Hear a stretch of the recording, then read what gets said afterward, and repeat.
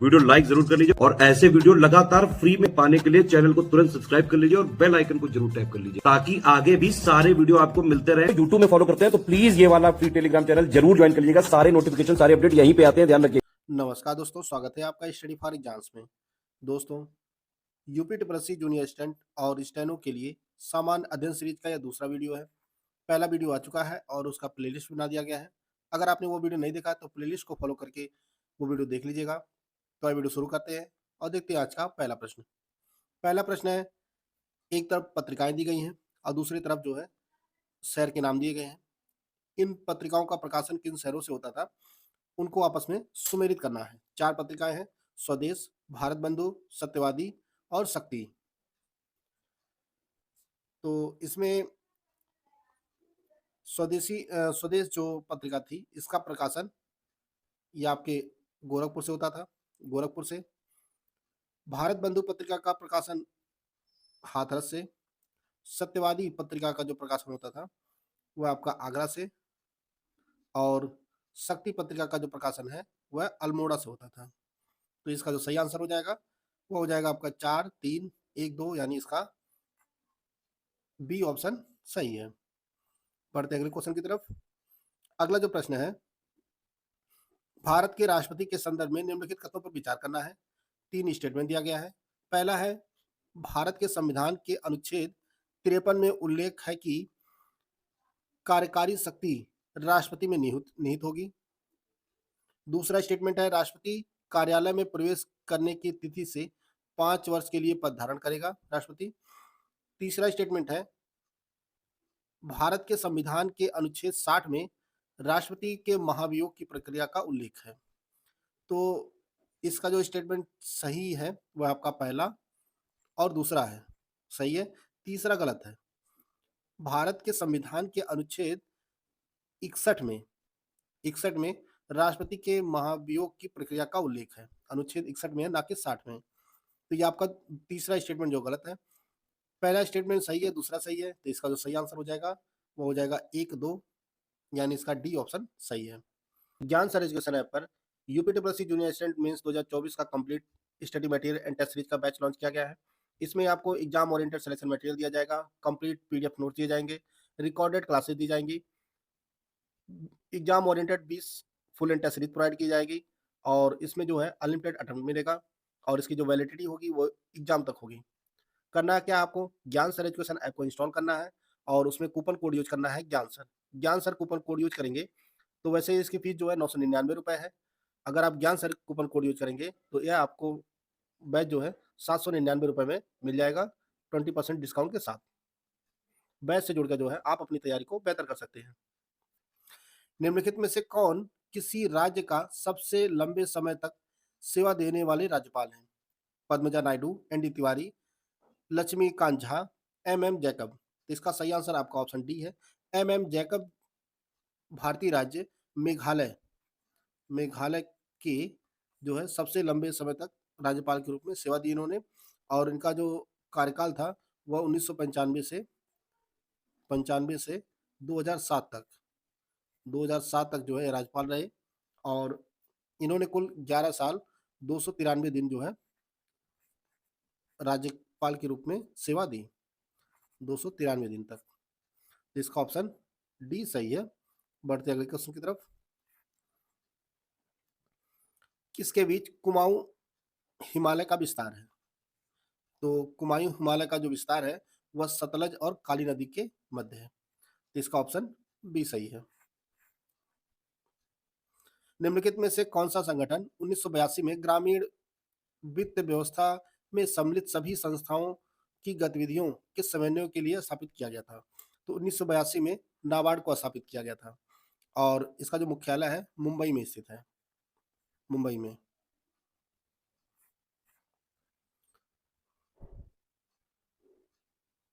मिलान करना है। बारडोली में किसान आंदोलन, कांग्रेस मंत्रिमंडलों का इस्तीफा, गांधी इरविन समझौता, अहमदाबाद में मजदूर आंदोलन। ये 4 घटनाएं दी गई हैं और उनके सामने वर्ष दिए गए हैं, इनको आपस में सुमेलित करना है। तो बारडोली में किसान आंदोलन जो हुआ था वह 1928 में 1928 में। कांग्रेस मंत्रिमंडलों का जो इस्तीफा हुआ था वो 1939 में हुआ था। गांधी इरविन समझौता यह 1931 में हुआ था, 1931 में। और अहमदाबाद में मजदूर आंदोलन जो हुआ था वह 1918 में हुआ था। तो इसका जो सही आंसर हो जाएगा 2143, 2143 यानी इसका डी ऑप्शन सही है। अनुच्छेद 52 के तहत सशस्त्र विद्रोह द्वारा आंतरिक गड़बड़ी शब्द को किस संवैधानिक संवैधानिक संशोधन द्वारा प्रतिस्थापित किया गया था? अनुच्छेद 352 के तहत सशस्त्र विद्रोह द्वारा आंतरिक गड़बड़ी शब्द को किस संवैधानिक संशोधन के द्वारा प्रतिस्थापित किया गया था? ये 44वें संविधान संशोधन के तहत जो है, जो 1978 में हुआ था, इसके तहत जो है प्रतिस्थापित किया गया था। इसका बी ऑप्शन सही है।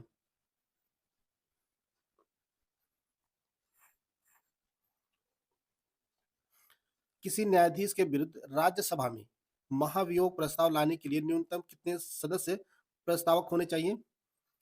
तो प्रस्तावक सदस्यों की जो संख्या होती है वह 50 होती है राज्यसभा में। राज्यसभा में अगर ये प्रस्ताव लाया जाता है तो न्यूनतम जो है 50 सदस्यों का समर्थन चाहिए। अगर ये लोकसभा में लाया जाता है, लोकसभा में, तो इसकी संख्या जो है 100 होनी चाहिए, 100 सदस्य सहमत होने चाहिए। तो इसका ई ऑप्शन सही है।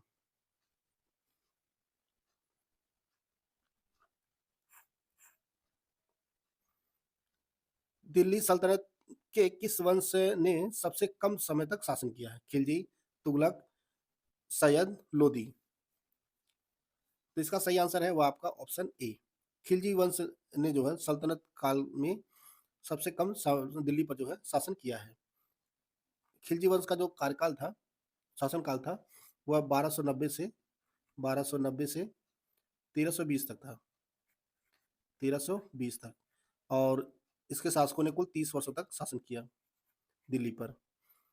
तुगलक जो है यह सबसे ज्यादा शासन किए दिल्ली पर, और इनका जो शासनकाल रहा होगा वह 320 से 14 तक, 1414 तक, कुल 94 वर्ष तक जो है शासन किए शासकों ने।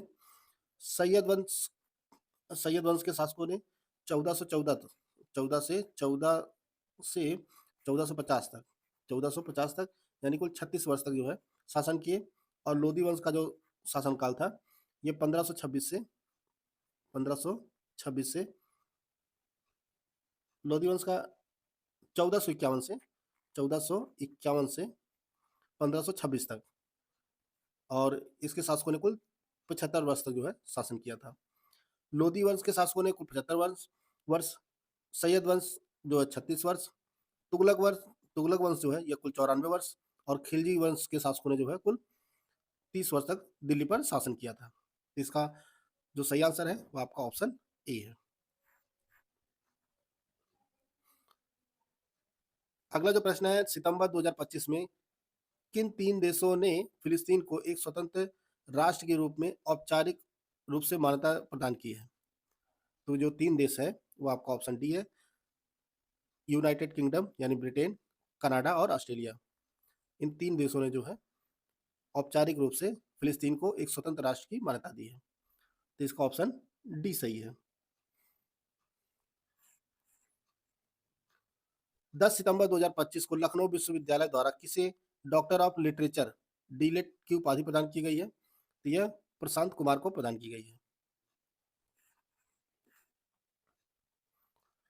भारत में जनहित याचिका पीआईएल की अवधारणा निम्नलिखित में से किस देश से ली गई है? तो यह अवधारणा जो है संयुक्त राज्य अमेरिका से ली गई है। तो इसका ऑप्शन ए सही है। थैलेसीमिया एक वंशानुगत बीमारी है और यह प्रभावित करती है रक्त को, फेफड़े को, हृदय को, तंत्रिका तंत्र को, यह उपरोक्त में से कोई नहीं। तो थैलेसीमिया जो है यह हीमोग्लोबिन, शरीर में हीमोग्लोबिन और लाल रक्त कोशिकाओं के उत्पादन को जो है प्रभावित करती है। इसका ऑप्शन ए सही है। 8 डिग्री चैनल निम्नलिखित में से किसको अलग करता है? 8 डिग्री चैनल जो है मालदीव और लक्षद्वीप को अलग करता है। भारत और श्रीलंका को पाक जल डमरू मध्य जो है अलग करता है, और अंडमान को निकोबार से 10 डिग्री चैनल अलग करता है। 10 डिग्री चैनल, इसका ऑप्शन बी सही है। निम्नलिखित में से कौन सा युग्म सही सम्मिलित नहीं है? नहीं पूछा जा रहा है। संविधान संशोधन है और वर्ष दिया गया है। 10वां संशोधन अधिनियम 1961, 21वां 1969, 42वां 1976, 68वां 1991, या उपरोक्त में से कोई नहीं। तो जो सही सम्मिलित नहीं है वो आपका ऑप्शन बी है। 21वां संविधान संशोधन जो हुआ था वो 1969 में नहीं, ये 1967 में हुआ था। 1967 में। इसका बी ऑप्शन सही है। बाकी तीनों जो है वह सही है। निम्नलिखित में कौन अक्षय ऊर्जा या नवीकरणीय ऊर्जा का उदाहरण नहीं है? पवन ऊर्जा, जल विद्युत ऊर्जा, बायोगैस, परमाणु ऊर्जा। इसमें परमाणु ऊर्जा जो है यह नवीकरणीय ऊर्जा का उदाहरण नहीं है। बाकी पवन ऊर्जा, जल विद्युत ऊर्जा, बायोगैस, ये तीनों जो है नवीकरणीय ऊर्जा के उदाहरण है। राष्ट्रीय पिछड़ा वर्ग आयोग में कुल कितने सदस्य होते हैं? तो राष्ट्रीय पिछड़ा वर्ग आयोग में कुल 5 सदस्य होते हैं। एक आपका अध्यक्ष होते हैं, दूसरे जो है आपके एक उपाध्यक्ष होते हैं, एक अध्यक्ष, एक उपाध्यक्ष और 3 अन्य सदस्य होते हैं। कुल 5 लोग होते हैं इसमें। और राष्ट्रीय पिछड़ा वर्ग की आयोग की जो स्थापना है 1993 में हुई थी। 1993 में।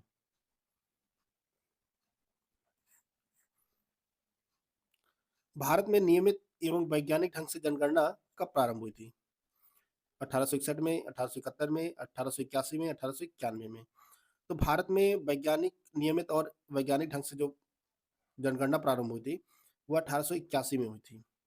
वैसे भारत में पहली बार जो जनगणना हुई थी वह आपका 1872 में हुई थी, लॉर्ड मेयो के कार्यकाल में। इसका ऑप्शन सी सही है।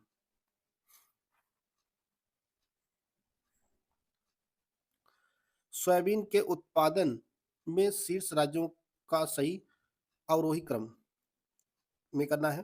3 राज्य दिए गए हैं, राजस्थान, मध्य प्रदेश और महाराष्ट्र। ये 3 जो है शीर्ष के सोयाबीन उत्पादक राज्य हैं, इनको अवरोही क्रम में करना है।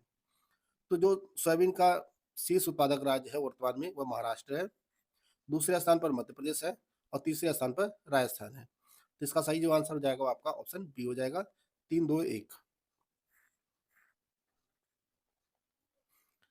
निम्नलिखित में से कौन सही सम्मिलित नहीं है? 4 दिवस दिए गए हैं।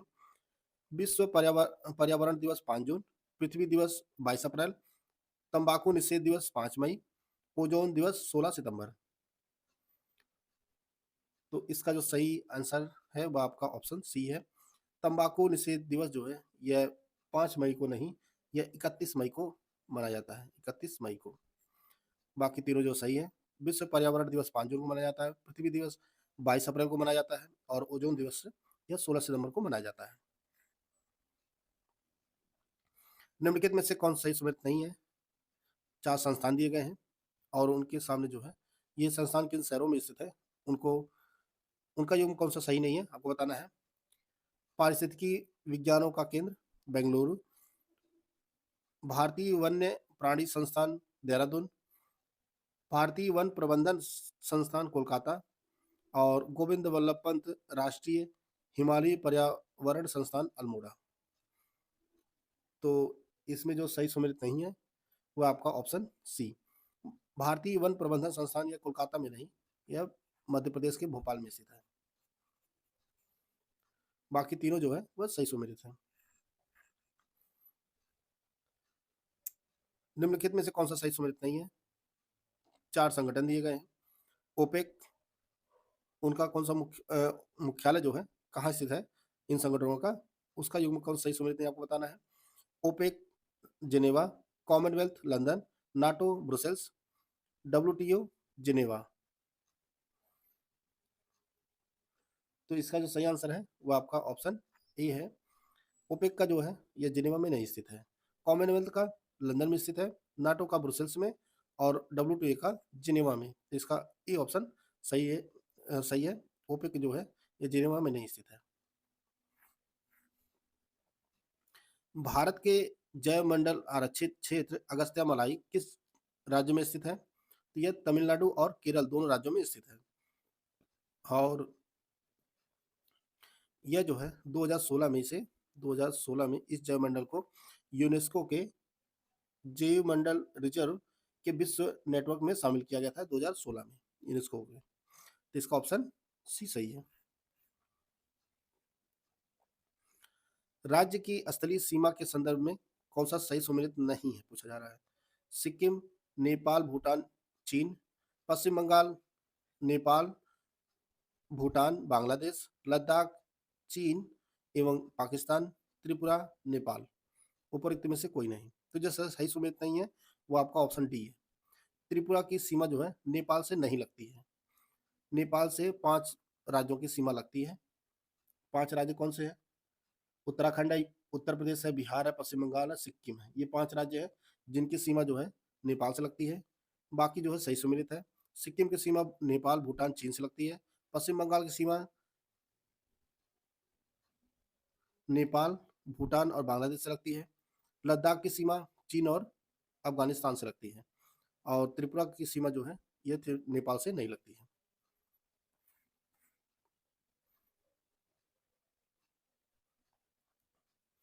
निम्नलिखित में से कौन सा युग्म सही सुमेलित है? आप लोग ध्यान दीजिएगा, इसमें सही सुमेलित पूछा जा रहा है। खेल कब दिया गया है और वो कब किन खेलों से संबंधित है, उनका युग्म सही सुमेलित नहीं सुमेलित है आपको बताना है।